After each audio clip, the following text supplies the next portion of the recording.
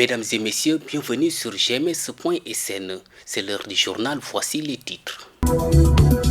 Les enseignants affiliés autour du G6 sonnent la mobilisation. Ils invitent l'ensemble de leurs camarades à participer massivement à la marche nationale prévue le 12 avril prochain à Ziguinchor. Vous aurez la réaction du syndicaliste Moussa Sarrou dans cette édition.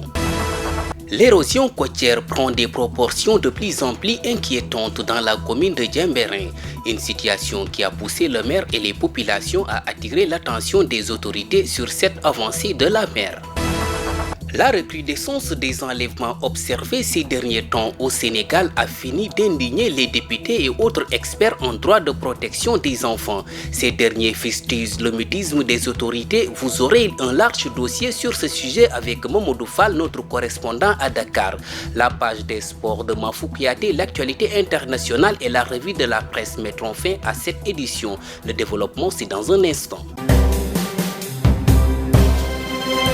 Ziguinchor abritera le 12 avril prochain la marche nationale des enseignants.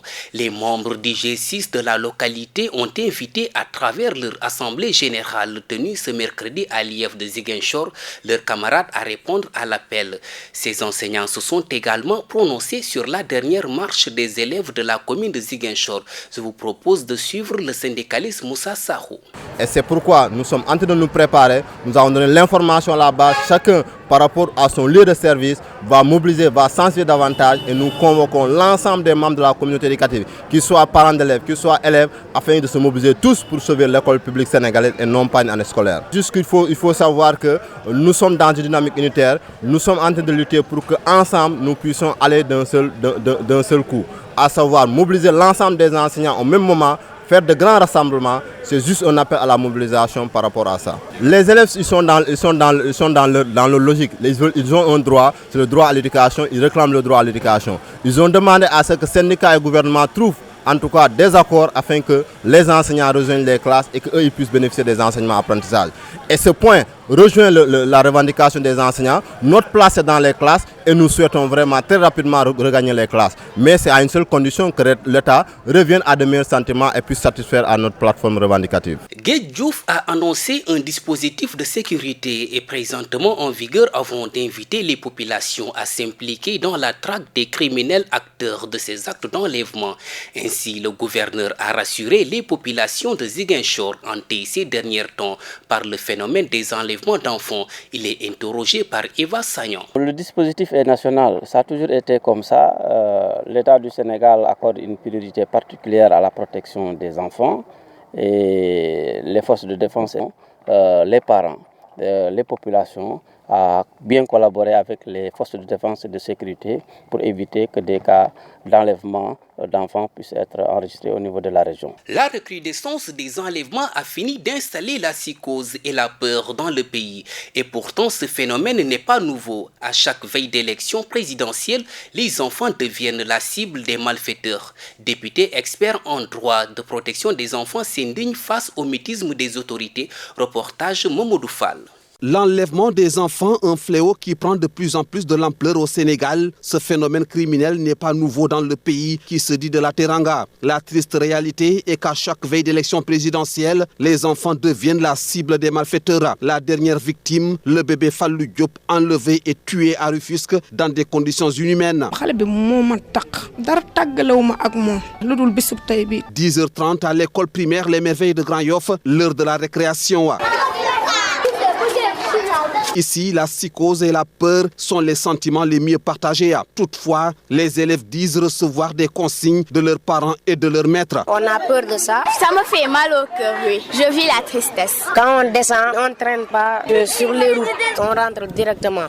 Ils nous ont dit que les gens qui sont dans les voies, quand ils nous appellent, on ne leur répond pas. On fait comme si on ne l'a pas entendu. Si quelqu'un nous appelle, tu ne le connais pas. Même s'il te donne quelque chose, ils nous ont dit qu'on ne répond pas. On fait comme si on ne l'entend pas, quoi. À l'école coranique de Yoff, Oustaz Maodo Malik Silla également a fini de prendre ses précautions. Bassirou Kébé, expert en droit de protection des enfants, revient sur le dispositif juridique mis en place par l'État du Sénégal. Il y a des directions, un ministère surtout de la protection de l'enfance et de la bonne gouvernance, mais d'autres directions également, dans d'autres ministères, qui s'occupe de ces questions de protection de l'enfance. Au niveau juridique également, il y a la Convention relative aux droits de l'enfant et la Charte africaine des droits et du bien-être qui ont été ratifiées par le Sénégal. Et dans le code pénal, comme dans le code de la famille ou dans des lois spécifiques, nous avons en tout cas la prise en charge juridique de ces questions. Maintenant, malgré cela, nous constatons que ce phénomène prend de plus en plus de l'ampleur. Ces phénomènes de violence à l'égard des enfants. Puis que la question des enlèvements d'enfants se pose, nous constatons qu'il y a un problème de sécurité. La logistique également pose problème. Vous prenez une brigade comme la brigade des mineurs qui s'occupe de la sécurité de nos enfants, mais qui ne dispose pas de véhicules. Face à ces actes ignobles récurrents, M.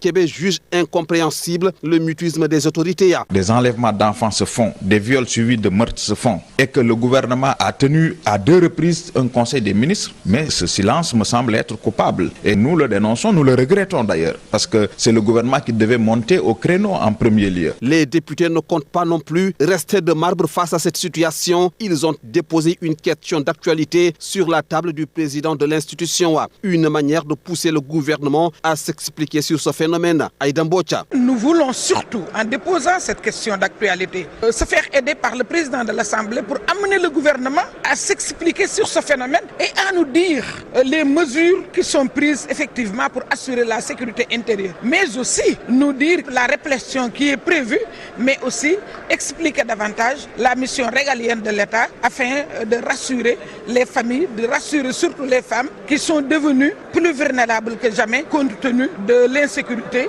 à laquelle font face leurs enfants. L'expert en droit de protection des enfants, Bassirou Kébé, revient à la charge. Cette fois-ci, il propose des solutions. Les ASP, les agents de sécurité de proximité, mais ils sont au nombre de 10 000 ou 15 000. Puisqu'on nous dit que l'État ne peut pas mettre un policier derrière chaque enfant, nous sommes d'accord. Mais dans ce dispositif de veille, les ASP, au lieu de les envoyer dans les mairies, dans la circulation, mais on les met dans les quartiers et on les organise avec des jeunes du quartier. Les collectivités locales également vont s'impliquer. Et je pense que le dispositif national, même s'il est là, mais c'est le dispositif communautaire dans le quartier, dans le village, qui doit être fonctionnel. Pour rappel, en 10 jours, plus de 10 cas d'enlèvement ont été signalés dans le pays. L'érosion côtière, une véritable problématique dans la commune de Diembéring. Plusieurs localités dans cette partie du département du Suisse sont sérieusement menacées par ce phénomène dont l'ampleur est très inquiétante. Les autorités et les bonnes volontés sont invitées par les populations à accorder une attention plus particulière à cette situation suivant leur réaction. À la suite de la catastrophe écologique qui s'est intensifiée depuis, la houle dernière. Donc ma première impression est une impression de désolation. Une impression de désolation parce que tout simplement vous êtes là justement dans une zone tellement attractive, tellement riche du point de vue de ses potentialités, tellement prometteuse du point de vue donc, des activités socio-économiques qui s'y développent. Mais malheureusement, avec le phénomène donc, de l'érosion côtière qui s'est intensifié depuis quelques temps, finalement la survie ou même la durabilité de la collectivité locale de ces terroirs-là est aujourd'hui remise en jeu. Pour l'avancée de la mer, vraiment c'est un phénomène qui inquiète vraiment le village totalement parce que de toutes les années, ça avance d'une manière très inquiétante et que ces filaos-là que vous voyez, c'est en 1982, quand j'étais président de la communauté rurale, qu'on a procédé à ce reboisement-là, avec la jeunesse de Diembéring également. Et on avait continué l'alignement jusqu'à Nikin. Il y avait 6 rangées, mais apparemment aujourd'hui, il ne reste que 2 lignes seulement qui restent. Si vous avez vu, donc vous avez constaté que les filaos ont été facilement déracinés. Donc ce qui veut dire quoi? Que le filao joue un rôle, disons, de brise-vent, au lieu de barrière anti-érosive proprement dit. Donc le filao n'est pas assez efficace pour protéger notre littoral. Donc, mais c'était, disons, pour nous, c'était le moyen le plus facile, le plus accessible à la population. Parce que vous savez, pour protéger le littoral, il faut des milliards et des milliards. La population de Diembéring, l'institution n'a pas les moyens de se payer une protection. Ce que nous faisons, c'est quoi? C'est que nous avons nos yeux pour regarder le phénomène, pour l'observer. Nous avons nos bouches pour en parler, comme on le fait aujourd'hui. Mais également, nous avons notre connaissance, notre étude du phénomène pour essayer d'alerter. Donc nous faisons aujourd'hui dans la commune de Diembéring ce que nous appelons de la veille environnementale. On n'a pas les moyens, mais nous pensons qu'on peut, ne serait-ce que produire des rapports qui montrent que Diembéring fait partie des collectivités les plus vulnérables du Sénégal. L'utilisation du chanvre indien et autres drogues érigées en mode de jeunesse au quartier Bassène Sigolob de Bignona pollue la vie des habitants de ce quartier. Ces derniers ont décidé de se mobiliser pour sauver des générations. Abdul Aziz Goudiaby réagit à ce propos. On va se mettre dans la légalité et lutter contre ça parce que c'est un fléau qui menace non seulement nos familles dans le quartier, mais plus tard dans tout Bignona et dans le département, ainsi de suite, ainsi de suite. Donc, étant conscient de cela, on ne va pas s'arrêter ici. Ça, je vous dis, il fallait être à Sigolob. Il fallait être à Sigolob pour comprendre. Non seulement il gâche la réputation, mais aussi il gâche le nom de Sigolob. Le nom de Sigolob est terni. Va à la gendarmerie, va à la mairie, tu veux te faire des papiers. Va un peu partout dans Bignona. Quand tu dis le nom de Sigolob, une fois que tu annonces le nom de Sigolob, ils se mettent à leur garde. Automatiquement, il prend sa garde. Il dit voilà, c'est les fumeurs de chanvre indien. On veut que ça s'arrête. Aujourd'hui, demain et pour toujours, quitte à y laisser notre vie. Nous accueillons à présent Mafou Kouyaté pour la page des sports. En sport, nous démarrons par les phases régionales. Les phases régionales navétanes de Ziguinchor édition 2017 se tiendront du 27 mars au 1er avril 2018 au stade Aline Sitoé Diatta de Ziguinchor. Ce tournoi est placé sous le parrainage du président du Conseil national du dialogue des territoires, Benoît Sambou. À quelques jours du démarrage des compétitions, l'ORCAV de Ziguinchor met les bouchées doubles pour une bonne organisation. Amadou Pio Diatta, que nous écoutons au micro de Sissao Koli. Après les ODCAV qui ont fini de jouer leur compétition, donc les équipes qualificatives nous sont parvenues pour pouvoir organiser nos phases parce qu'il faut que les ODCAV puissent terminer pour que nous on puisse prendre les équipes qualifiées et tenir cette compétition qui, je le rappelle, est qualificative aux phases nationales sportives et culturelles qui se tiendront cette année à Kolda. Donc peut-être que nous avons un peu tardé à faire ces phases du fait qu'il y a eu des retards aussi quelque part. Il faut dire qu'il y a des compétitions sportives, notamment le football, avec des équipes, 8 équipes en senior qui viendront pour jouer les quarts de finale, demi-finale et finale. Déjà, les équipes sont connues, mais aussi pour les cadets, elles viendront jouer en demi-finale puis la finale. Donc, il y aura une compétition théâtrale où chaque ODCAV aussi qualifiera une troupe qui viendra compétir avec un jury autour duquel il y a bien entendu le chef de service régional de la culture et aussi des acteurs de la culture qui seront là dans le jury pour qualifier un peu une troupe qui va représenter la région au niveau des phases nationales qui se tiendront encore une fois à Kolda, qui est une région voisine qui est de la région naturelle de la Casamance. Nous devons, nous Ziguinchor, de faire tout pour qu'on puisse avoir une participation honorable, permettre à notre région qui, je le rappelle, ces dernières années, est en train de, en tout cas, jouer les grands rôles dans ces compétitions, parce qu'à Ziguinchor, nous avons été championnes, à Dakar, l'année dernière, nous avons été vice-championnes. Cette année, nous avons la chance de pouvoir présenter 3 ASC en senior et une ASC en cadette. Donc pour les seniors, les 2 équipes finalistes en senior seront déjà qualifiées pour défendre les couleurs de la région au niveau de Kolda où se tiendront les phases nationales. En championnat national de football Ligue 1, le leader de la Ligue 1 est fraîchement éliminé de la Ligue des champions africaine. Génération Foot a été battue à domicile par l'AS Douane 0-2 ce mercredi en match de retard de la 13e journée. Ibrahima Baldé 36e minute et Khadim Bamba Dieng 40e minute ont fait plier le match dès la première mi-temps. Génération Foot reste à la tête du championnat avec 30 points et l'AS Douane remonte à la 4e place avec 26 points. En Coupe de la CAF, le tirage au sort des barrages de la Coupe de la CAF avait lieu ce mercredi au Caire. Génération Foot tombe sur le club marocain RS Berkane. Ce club a éliminé Mbour Petite Côte en Ligue africaine des champions. Génération Foot jouera donc contre Berkane en match de barrage. Le club d'Olivier Perrin a récemment été éliminé de la Ligue des champions africaine de football par Horea ASC de Guinée. Les matchs auront lieu pour l'aller du 6 au 8 avril et le retour les 17 et 18 avril prochains. Il était attendu Santingom fait bien partie du groupe de joueurs qui ont pris part au 3e galop des Lions hier mercredi. L'attaquant nantais a donc effectué sa première apparition dans le groupe des Lions. Avec ses nouveaux coéquipiers, le Néo-Lion a surpris un monde à 2 mois de la liste définitive pour le mondial 2018. Ses contrôles, passements de jambes et renversements ont séduit plus d'un. Certainement contre l'Ouzbékistan, le binational va connaître sa première sélection avec l'équipe nationale du Sénégal. En attendant, Santi s'est dit très fier d'intégrer la tanière. C'est une grande fierté de jouer pour le Sénégal. Ce sera un grand moment, s'est contenté de dire Santi Ngom.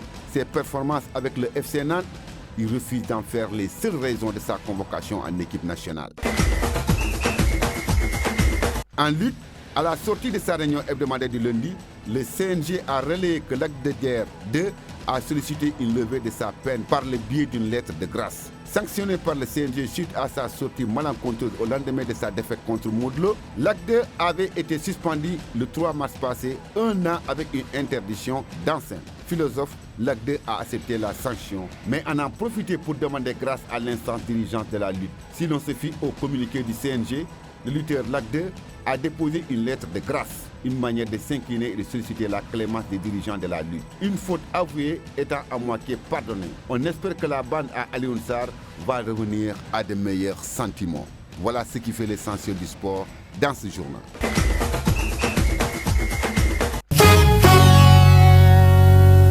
Place à l'actualité internationale qui nous mène au Rwanda, en France et en Israël.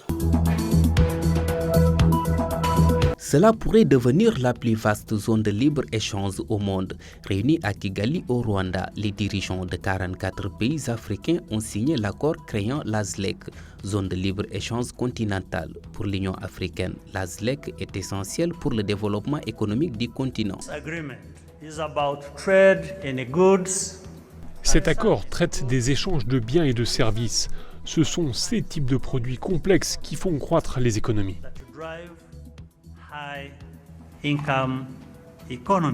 Les 55 membres de l'Union africaine n'ont pas tous signé. Le président du Nigeria, par exemple, n'avait pas souhaité venir à Kigali. Le projet fait grincer des dents dans son pays. Si la zone de libre-échange continentale fonctionne, il est important que nous voyions plus de fabrication et de transformation agricoles et de transformation générale sur le continent, car il y a très peu de production pour commercer avec nos pays voisins. Cette zone devrait permettre d'augmenter de 60% d'ici 4 ans le niveau de commerce sur le continent. Actuellement, seulement 16% du commerce s'effectue entre pays africains. De nombreux trains resteront à quai ce jeudi. Une journée de manifestation nationale est prévue dans toute la France, avec en tête de cortège les cheminots, vent debout contre la réforme du système ferroviaire, une refonte en profondeur de la SNCF que le gouvernement a prévue avant l'été. Les syndicats comptent sur la mobilisation de 25 000 cheminots. De fortes perturbations dans les transports sont donc à prévoir, notamment sur les TVG et TER. Le RER sera lui aussi fortement impacté. À noter que la SNCF a déjà averti d'une autre période de grève. Elle devrait avoir lieu pendant les vacances de Pâques et sur les ponts du mois de mai. Ce jeudi sera aussi une journée noire avec les services publics. Les syndicats de fonctionnaires appellent en effet infirmiers, médecins hospitaliers et enseignants notamment à descendre eux aussi dans la rue pour protester contre la réforme de la fonction publique. Au total, plus de 150 manifestations sont attendues dans toute la France. Emmanuel Macron semble afficher une certaine sérénité face au mouvement de grande ampleur qui s'annonce. Il s'agit pourtant du plus gros test social pour le chef de l'État depuis son élection il y a moins d'1 an. La jeune égérie palestinienne Ahmed Tamimi a été condamnée à 8 mois de prison pour avoir frappé des soldats israéliens en Cisjordanie. Les juges du tribunal militaire israélien ont accepté un accord de plaider coupable conclu un peu plus tôt entre le procureur et la défense de l'adolescente palestinienne, sans quoi elle aurait pu passer des années derrière les barreaux. Le procès d'Ahmed Tamimi, 17 ans, a attiré l'attention à l'international et les critiques envers Israël. L'accusation militaire a voulu mettre Ahed en détention pendant plusieurs années parce que cette affaire sert d'exemple. Ils essaient de dissuader d'autres jeunes palestiniens de résister à l'occupation comme l'a fait Ahed. Vue comme icône par ceux qui luttent contre l'occupation israélienne, elle est aussi considérée par nombre d'Israéliennes comme une fauteuse de troubles en quête de publicité. Membre d'une famille palestinienne connue pour sa résistance, Ahmed Tamimi avait été arrêté lors d'un raid nocturne des forces israéliennes en décembre dernier. La vidéo où on la voit s'en prendre aux soldats d'Israël était devenue virale sur les réseaux sociaux. Place maintenant à la revue de la presse. Bienvenue à cette revue de presse de ce jeudi 22 mars 2018. L'actualité politique, la fin du contrat d'affermage de la Sénégalaise des eaux SDE et la signature d'un accord sur une zone de libre-échange continentale sont les sujets en exergue dans les quotidiens reçus ce matin. En politique, enquête met en exergue le débauchage d'anciens caciques du PDS et titre Macky Sall et l'héritage de Maître Wade. Macky Sall recolle les morceaux de la famille libérale selon le quotidien qui écrit: en engageant une vaste opération de débauchage de ses anciens frères de parti, le président Macky Sall fait d'une pierre deux coups. Renforcer ses rangs et prendre autant que possible sa part de l'héritage d'Abdoulaye Wade en perspective de la présidentielle de 2019. Sud Quotidien s'intéresse au système du bulletin unique à la présidentielle au Sénégal et affiche à sa une la peur bleue des régimes. Tous les régimes qui se sont succédés ont systématiquement rejeté ce système, constate Sud. Dans le journal L'Expert des questions électorales, Doudou Dia explique que si la finalité est d'avoir des élections libres, il me semble important d'adopter le bulletin unique. Le Soleil revient sur le sommet de l'Union africaine à Kigali pour un accord sur une zone de libre-échange continentale et titre 44 pays dont le Sénégal signe. Les chefs d'État et de gouvernements africains réunis pour un sommet extraordinaire de l'Union africaine tenu dans la capitale rwandaise ont apposé leur signature sur l'accord cadre portant sur la ZLECA, qualifié d'engagement politique non contraignant. Selon Macky Sall, cet accord cadre de la zone de libre-échange continentale est un pilier, un jalon important vers l'intégration africaine et devrait permettre de mieux connecter l'Afrique au commerce mondial. L'As quotidien revient sur la lancinante question des enlèvements d'enfants et renchérit. Psychose générale, le journal fait état d'un enfant enlevé et retrouvé à Guédiawaye. La publication a également mentionné ce fameux 4x4 noir qui terrorise impunément. La société civile à l'assaut des malfaiteurs. Le quotidien aborde la gestion de l'eau du Sénégal et titre combat de coq. Selon le journal, 3 compagnies françaises disputent le contrat d'affermage de la Sénégalaise des eaux SDE. Pour le renouvellement du contrat d'affermage relatif à la gestion de l'hydraulique urbaine et périurbaine, l'État du Sénégal a lancé un appel d'offres. Par conséquent, la SDE, l'actuel gestionnaire, est en compétition avec d'autres sociétés françaises, notamment Veolia et Suez, écrit le journal. Et en sport, nous terminons avec Sunulamb qui met en affiche la saga de Gris Bordeaux et titre l'héritier de Mbaye Gueye. I'm a Tiger, c'est Gris Bordeaux. C'est tout pour les parutions du jour. À vos journaux et bonne lecture. C'est avec cette note que se referme ce journal. Merci de l'avoir suivi et très bonne suite de programmes sur gms.sn. Au revoir.